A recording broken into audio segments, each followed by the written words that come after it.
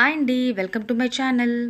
ఈరోజు వీడియోలో మీకు టమాటో ఎగ్ కర్రీ ఎలా తయారు చేసుకోవాలో చూపిస్తానండి. ఇది చాలా టేస్టీగా ఉంటుంది.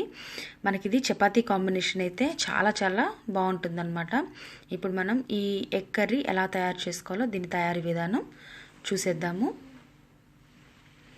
ఇలా స్టవ్ పైన ఒక ప్యాన్ పెట్టుకొని ప్యాన్ వేడెక్కాక ఒక 5 టేబుల్ స్పూన్ ఆయిల్ వేసుకుందామండి. ఈ ఆయిల్ వేడెక్కేదాకా వెయిట్ చేద్దాము. ఆయిల్ వేడెక్కిపోయిందండి. ఇప్పుడు మనం ఆల్రెడీ కట్ చేసి పెట్టుకున్న 3 పచ్చిమిర్చిని వేసేసుకొని చక్కగా ఫ్రై చేసుకుందాము.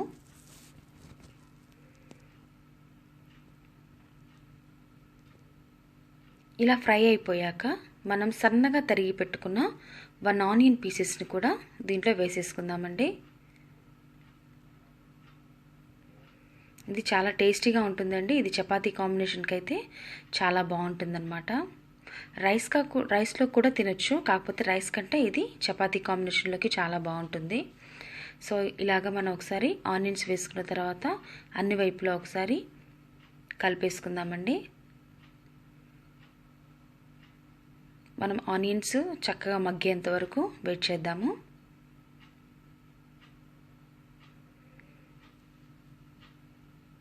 సో ఇప్పుడు మనకి ఆనియన్స్ మగ్గిపోయాయండి. ఇప్పుడు ఒకసారి బాగా కలిపేసుకొని దీంట్లో మనం పసుపు అలాగే అల్లం వెల్లుల్లి పేస్ట్ కూడా వేసుకుందాము.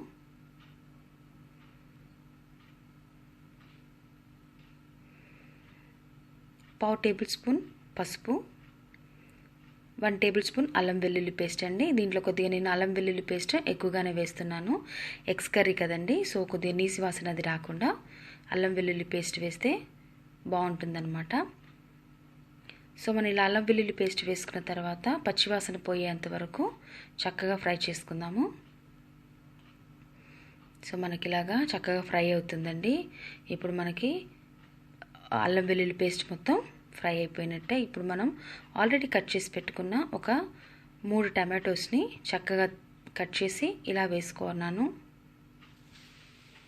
ఇప్పుడు దీంట్లోనే మనం రుచికి సరిపడా సాల్ట్ కూడా వేసేసుకుందాము. అలాగే 1.5 టేబుల్ స్పూన్ కారం కూడా వేసుకోవాలండి.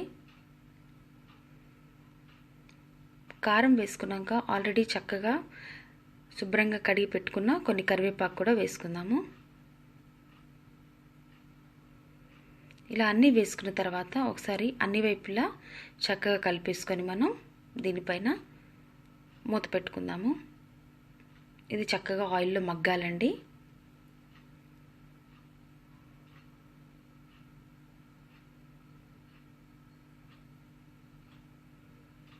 చూడండి చక్కగా మగ్గుతుంది.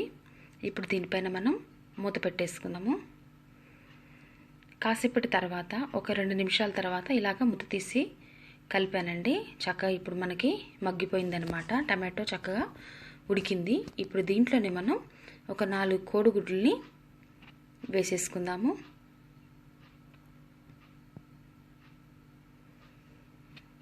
ఇలా 4 కోడిగుడ్లు వేసుకున్న తర్వాత చక్కగా ఒకసారి కలిపేసుకుందామండి. ఇది టేస్ట్ అనేది కొద్ది డిఫరెంట్గా ఉంటుందండి, కానీ చాలా టేస్టీగా ఉంటుంది. సో ఇప్పుడు మనం ఇలా ఒకసారి కలుపుకున్న తర్వాత ఒకసారి మూత పెట్టేసుకుందామండి.